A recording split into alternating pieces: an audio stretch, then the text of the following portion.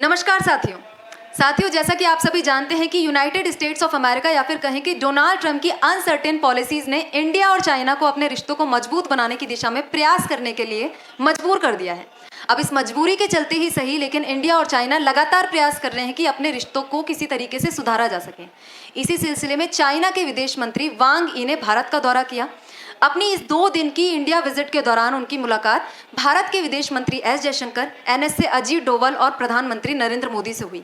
काफ़ी सारी चीज़ें इंडिया और चाइना रिलेशंस को लेकर पॉजिटिव यहाँ से देखने को मिली।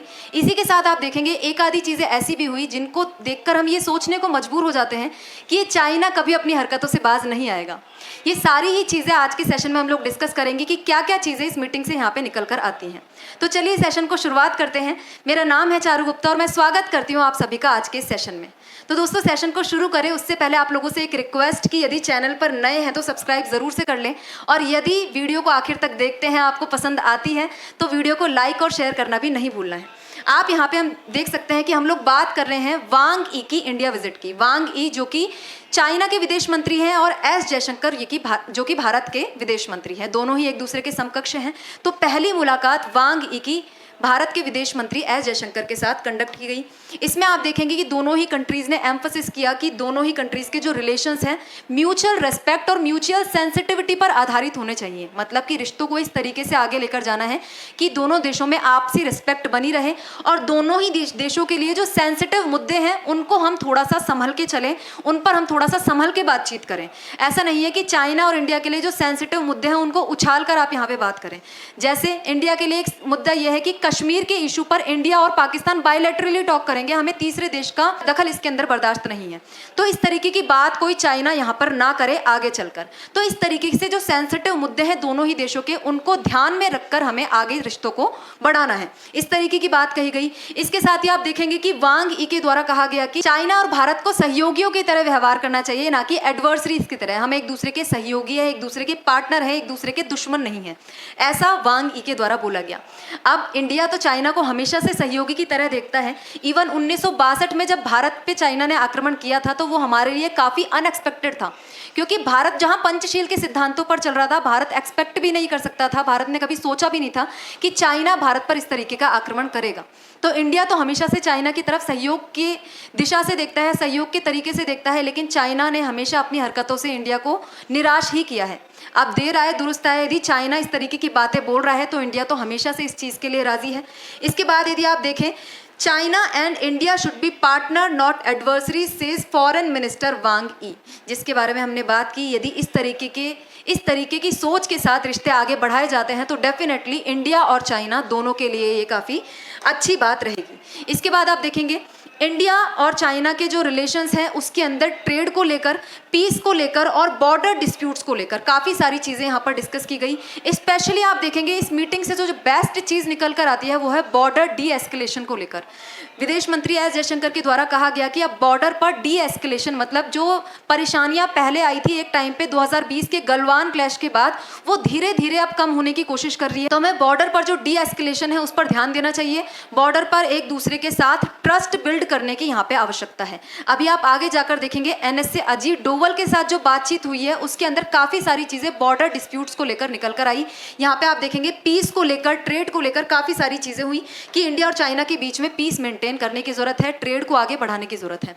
यहाँ पे फिर आप देखेंगे अजीत डोवल के साथ मीटिंग हुई। अजीत डोवल इंडिया की तरफ से स्पेशल रिप्रेजेंटेटिव है बॉर्डर डिस्प्यूट्स को डिस्कस करने के लिए चाइना के साथ। चाइना की तरफ से वांग यी है, इंडिया की तरफ से अजीत डोवल है, जो कि बॉर्डर को लेकर बातचीत करने के लिए अपॉइंट किए गए हैं।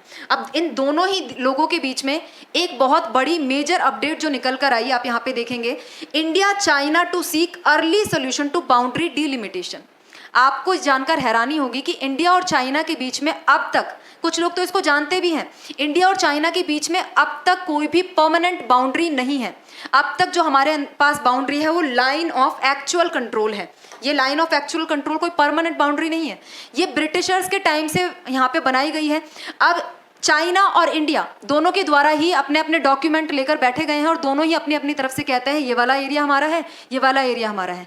मतलब ये कोई परमानेंट बाउंड्री नहीं है, ब्रिटिशर्स के टाइम से ड्रॉ की गई बाउंड्री है। आप देखेंगे कि भारत और पाकिस्तान जब से आज़ाद हुए हैं कि भारत की आज़ादी के बाद से किसी तरीके की कोई डील चाइना के साथ यहाँ पे नहीं की गई है। बॉर्डर डिस्प्यूट को रिजॉल्व करने की कोशिश कई बार की गई, लेकिन बाउंड्री को ड्रॉ नहीं किया जा सका।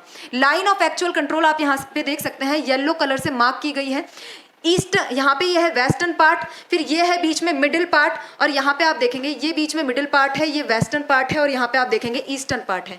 ये है लाइन ऑफ एक्चुअल कंट्रोल, जो कि परमानेंट बाउंड्री नहीं है। अब इंडिया और चाइना के बीच में यही बात की जा रही है कि इस बाउंड्री को क्या किया जाए, परमानेंट सोल्यूशन इसका कुछ निकाला जाए।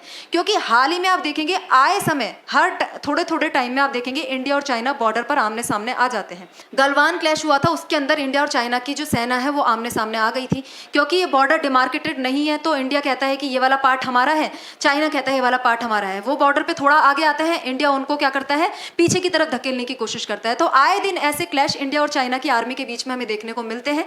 इसलिए इनके द्वारा अब कहा जा रहा है कि कोई परमानेंट सोल्यूशन यहाँ पे निकालना काफी जरूरी है, और बाउंड्री को अब क्या किया जाएगा, डीलिमिट किया जाएगा। Chinese foreign minister in India says that permanent solution can be found for issues between neighbours. मतलब कि अब परमानेंट सोल्यूशन यहाँ पे ढूंढा जाना चाहिए बॉर्डर डिस्प्यूट्स को लेकर। यहाँ पे आपको एक चीज ध्यान देने वाली है कि बॉर्डर को अभी के लिए डीलिमिट करने की बात हो रही है, डिमार्केट करने की बात नहीं हो रही।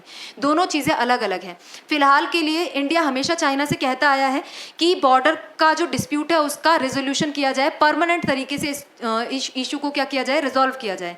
चाइना के द्वारा इस बार काफी अच्छे संकेत दिए जा रहे हैं। चाइना भी विलिंग है, चाइना भी अपनी तरफ से प्रयास करने की कोशिश कर रहा है कि बॉर्डर का परमानेंट सोल्यूशन ढूंढा जाए। चाइना का जो ऑफिशियल स्टेटमेंट है वो ये है कि ये जो बॉर्डर डिस्प्यूट है काफ़ी कॉम्प्लिकेटेड है, इसको रिजॉल्व करने में काफ़ी परेशानी आएगी, लेकिन एटलीस्ट हम बॉर्डर को डीलिमिट तो कर सकते हैं। डीलिमिट का मतलब है कि आप क्या करोगे, चाइना की तरफ से कुछ रिप्रेजेंटेटिव आएंगे, इंडिया की तरफ से रिप्रेजेंटेटिव आएंगे, अपने अपने मैप लेकर बैठेंगे और उस पर बाउंड्री को क्या किया जाएगा, मार्क किया जाएगा कि ये चाइना की तरफ का हिस्सा है, ये इंडिया की तरफ का हिस्सा है। यदि पेपर्स पर बात हो रही है तो उसको हम क्या बोलेंगे, बाउंड्रीज का डीलिमिटेशन किया गया है। और यदि ये पेपर से बात निकलकर एक्चुअल बॉर्डर्स पर आ जाती है, बॉर्डर्स पर एक्चुअल साइंस ड्रॉप किए जाते हैं, तो उसको हम क्या बोलेंगे, डिमार्केशन बोलेंगे। अभी डिमार्केशन नहीं हो रहा है। चाइना ने कहा है कि अभी हम क्या कर सकते हैं, डीलिमिटेशन कर सकते हैं, और जैसे जैसे चीज़ें आगे बढ़ेगी हम परमानेंट सोल्यूशन की तरफ आगे बढ़ेंगे, बॉर्डर डिमार्केशन की तरफ आगे बढ़ेंगे। इंडिया और चाइना की बॉर्डर का मैंने आपको बता दिया। यहाँ पे आप लोग देख सकते हैं काफ़ी डिस्प्यूटेड एरिया यहाँ पे है। यहाँ पे आप देखेंगे कि ये वेस्टर्न पार्ट है, ये वेस्टर्न सेक्टर है जो कि 1570 किलोमीटर का है। यहाँ पे देखेंगे आप अक्साई चीन, जो इंडिया का पार्ट है, इसको 1962 के वॉर में चाइना ने अपना हथिया लिया था, तो इस पर चाइना का फिलहाल के लिए राज चल रहा है। यहाँ पे आप देखेंगे सेंट्रल सेक्टर जो कि इंडिया का उत्तराखंड और हिमाचल प्रदेश आता है। इसके बीच में यहाँ पे जो छोटे छोटे एरियाज दिखाई दे रहे हैं ये लेस डिस्प्यूटेड है, लेकिन डिस्प्यूट किसी ना किसी तरीके का यहाँ पे भी है। इंडिया इनको होल्ड करता है, लेकिन चाइना इस पर अपना क्लेम करता है। इधर की तरफ आप यहाँ पे देखेंगे ईस्टर्न सेक्टर में 1325 किलोमीटर का एरिया, जिसके अंदर आप देखेंगे कि पूरे के पूरे अरुणाचल प्रदेश को चाइना अपना पार्ट बताता है, जबकि जो अरुणाचल प्रदेश है इंडिया का मोस्ट ईस्टर्न यहाँ पे स्टेट है। तो इस तरीके का डिस्प्यूट इन कंट्रीज़ के बीच में, दोनों कंट्रीज़ के बीच में लंबे समय से चला आ रहा है। और यहाँ पे आप देखेंगे कि जो एरिया है ना, वेस्टर्न सेक्टर, यहीं पे गलवान है। गलवान में यहाँ पे क्या हुआ था, 2020 में दोनों ही आर्मीज़ आमने सामने आ गई थी और काफ़ी बुरा यहाँ पे क्लैश हुआ था दोनों ही आर्मीज़ के बीच में। तो इस तरीके की चीज़ें आगे ना हो, इसको लेकर इंडिया और चाइना परमानेंट सोल्यूशन करने को तैयार हो गए हैं। पहली बार ऐसा हुआ है, इंडिया और चाइना अब अपनी बॉर्डर्स को वापस से डिलिमिट करने और देन इवेंचुअली डिमार्केट करने के लिए प्रयास करेंगे। इसके बाद आप देखेंगे कि वांग ई की मुलाकात होती है मंगलवार को प्रधानमंत्री नरेंद्र मोदी से। नरेंद्र मोदी से मुलाकात के दौरान दोनों ही देशों के रिलेशंस को लेकर काफ़ी अच्छी अच्छी बातें बोली गई। नरेंद्र मोदी जी के द्वारा कहा गया कि चाइना और इंडिया के बीच में जो रिलेशंस है वो स्टेडी प्रोग्रेस कर रहे हैं। स्टेडी मतलब धीरे धीरे प्रोग्रेस कर रहे हैं। इनके द्वारा कहा गया कि जब मेरी विजिट हुई थी लास्ट ईयर कजान में, जब मैं राष्ट्रपति शी जिनपिंग से मिलने गया था, तब से लेकर अब धीरे धीरे चाइना और इंडिया के रिश्ते सुलझने लगे हैं, धीरे धीरे अच्छी दिशा में आगे बढ़ रहे हैं। 2020 के गलवान क्लैश के बाद से इंडिया और चाइना के जो रिलेशन खराब हुए थे वो 2024 की कजान विजिट के बाद से सुधरते हुए दिखाई दे रहे हैं, ऐसा पीएम के द्वारा कहा गया। इसके साथ ही इनके द्वारा बोला गया कि आने वाले समय में एससीओ की विजिट के लिए मैं चाइना जाने वाला हूँ, उसके लिए I am looking forward to it. और साथ ही बोला गया कि स्टेबल, प्रिडिक्टेबल और constructive ties between India and China will contribute significantly to regional as well as global prosperity. तो मतलब यदि इन दोनों कंट्रीज के बीच में अच्छे टाइज होते हैं, स्टेबल टाइज होते हैं, प्रिडिक्टेबल टाइज होते हैं, और प्रिडिक्टेबल मतलब कि आगे आने वाले समय में ये नहीं है कि कल को क्या हो जाए अब क्या पता, ठीक है, चीज़ें ऐसे ही चलती है, आपको पता है। आज के टाइम पे भारत और चीन के रिश्ते अच्छे हैं क्योंकि यूएस के साथ चीन और इंडिया दोनों के रिश्ते खराब हो रहे हैं। आगे आने वाले समय में पता नहीं है कि कब चाइना के और यूएसए के रिश्ते सुधर जाएं, चाइना इधर की तरफ से अपने हाथ खींच के यूएसए की तरफ वापस से मुड़ जाए। तो इस तरीके के रिश्ते की यहाँ पे बात नहीं की जा रही, बोला जा रहा है कि चीज़ें प्रिडिक्टेबल होने चाहिए। आगे हमको पता होना चाहिए कि चीन के साथ ऐसे रिश्ते हमारे चलने वाले हैं, आगे आकर चीज़ें खराब नहीं होंगी। तो इस तरीके के रिश्तों की यहाँ पे प्रधानमंत्री नरेंद्र मोदी के द्वारा बात की गई। India China ties has made study progress, प्रधानमंत्री नरेंद्र मोदी सेज।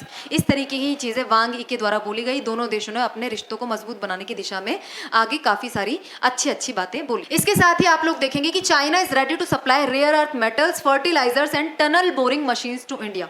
जो सप्लाईज चाइना के द्वारा पहले हाल्ट कर दी गई थी, रोक दी गई थी या फिर बंद कर दी गई थी, उसे अब क्या किया जा रहा है, वापस से शुरू किया जा रहा है। फर्टिलाइजर्स के बारे में और रेयर अर्थ मेटल्स के बारे में हम पहले भी डिस्कस कर चुके हैं।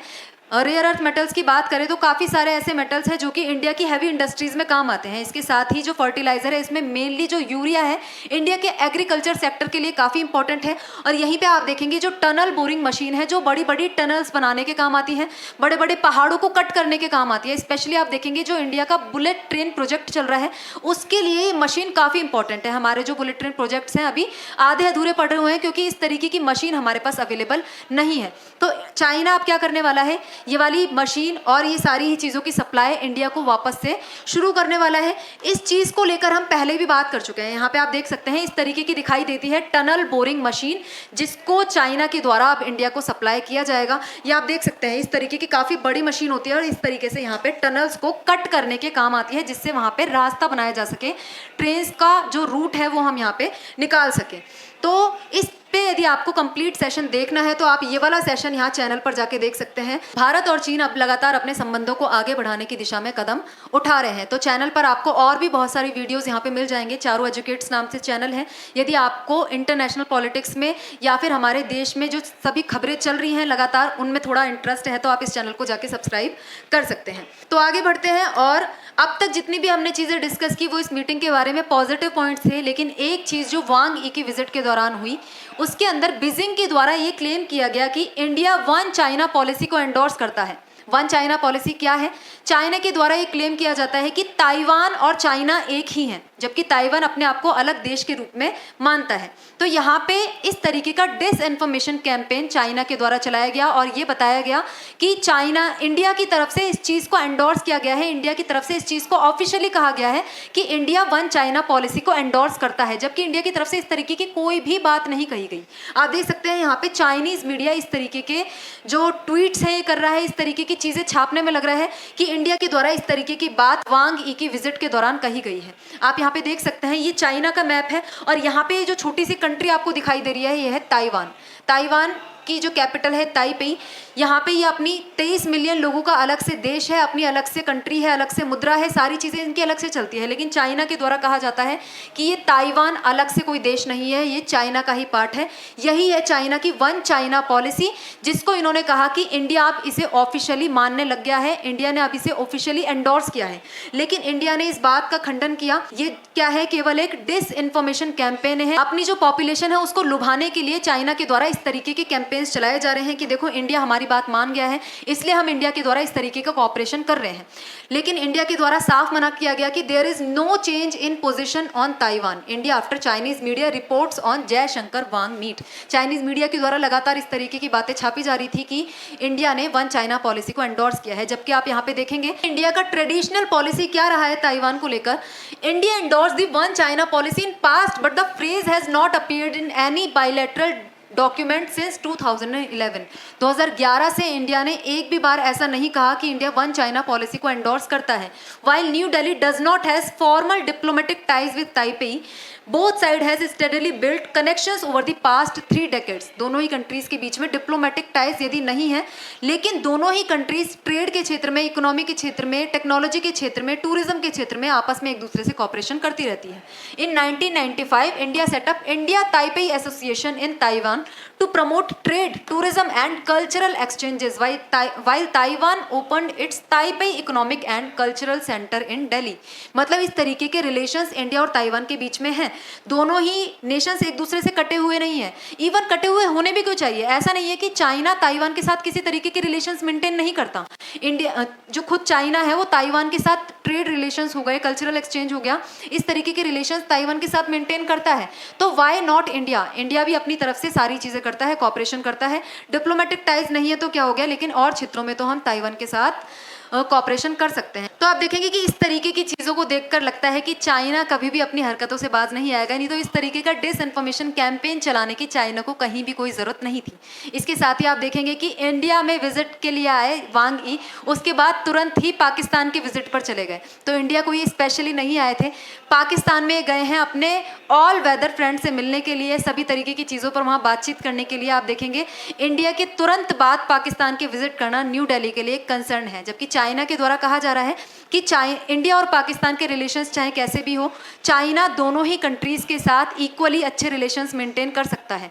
लेकिन इस तरीके की बातें बोलना और करना, दोनों ही चीज़ों में काफ़ी फ़र्क होता है। आप लोगों को पता है ऑपरेशन सिंदूर के टाइम पे चाइना ने पाकिस्तान को हैविली एड दिया था। आप देखेंगे हथियारों को लेकर या फिर और मिलिट्री इंटेलिजेंस को लेकर चाइना के द्वारा पूरी पाकिस्तान की मदद की गई थी। लेकिन इस तरीके की चीज़ों को यहाँ पे भुलाया नहीं जा सकता। तो हमें अपने रिलेशंस को, मैंने पहले भी जैसा आपको बताया, डाइवर्सिफाई करने की ज़रूरत है। चाइना के साथ हमारे रिलेशंस अच्छे हो रहे हैं, ये अच्छी बात है, लेकिन बाकी कंट्रीज से, स्पेशली ब्रिक्स नेशन की यदि आप बात करें तो उनके साथ हमें अपने रिश्ते साथ में मजबूत बनाने की ज़रूरत है। इसलिए ही ऐसा इंडिया के द्वारा किया भी जा रहा है। चाइना के विदेश मंत्री वांग ई से मिलते ही तुरंत जो भारत के विदेश मंत्री है एस जयशंकर मॉस्को की विजिट के लिए रवाना यहाँ पर हो गए। चाइना गया पाकिस्तान, इंडिया गया रशिया। इसके साथ ही आप देखेंगे कि ऐसा भी कहा जा रहा है कि पुतिन इस साल के एंड तक भारत में आ सकते हैं। तो रशिया और इंडिया के टाइज जितने स्ट्रांग होते हैं वो भारत के लिए उतना ही अच्छा है। और इसके साथ ही हमने देखा कि प्रधानमंत्री नरेंद्र मोदी चाइना की भी विजिट करेंगे एससीओ समिट के लिए। यदि आप यहाँ पे देखेंगे कि इंडिया, रशिया और चाइना यदि तीनों मिलकर काम करें तो हमें वेस्टर्न पावर्स की यहाँ पे ज़रूरत नहीं पड़ेगी, या फिर हम वेस्टर्न पावर्स को यहाँ पे बीट कर सकते हैं। तो ये जो चाइना, इंडिया और रशिया के बीच में इस वक्त जो सहयोग बनता हुआ हमें दिखाई दे रहा है, आगे आने वाले समय के लिए काफ़ी इंपॉर्टेंट हो सकता है, स्पेशली डोनाल्ड ट्रंप की नीतियों को देखते हुए। यदि तीनों ही नेशंस अपने अपने क्षेत्र में अच्छे से कॉपरेशन करते हैं तो हम वेस्ट को यहाँ पे आराम से बीट कर सकते हैं। तो इसी चीज़ को सोचकर हमें रिश्तों को आगे बढ़ाना चाहिए। तो आज के सेशन में हमने सारी चीज़ें डिस्कस की, जो जो मीटिंग से चीज़ें निकल कर आई वो सारी ही चीज़ें हमने यहाँ पर डिस्कस की। ये सेशन आपको कैसा लगा कमेंट बॉक्स में ज़रूर से बताइएगा। और आप सभी को क्या लगता है कि जो भारत और चीन के रिश्ते अभी के लिए बन रहे हैं, क्या ये लॉन्ग लास्टिंग होंगे, या फिर चाइना जिस तरीके से पहले ही भारत को धोखा देता हुआ है आगे आने वाले समय में भी ऐसे काम करने की कोशिश करेगा? इंडिया का इस पर क्या स्टैंड होना चाहिए, आप सभी कॉमेंट बॉक्स में ज़रूर से बताइएगा। आज के सेशन में इतना ही है। Thank you very much.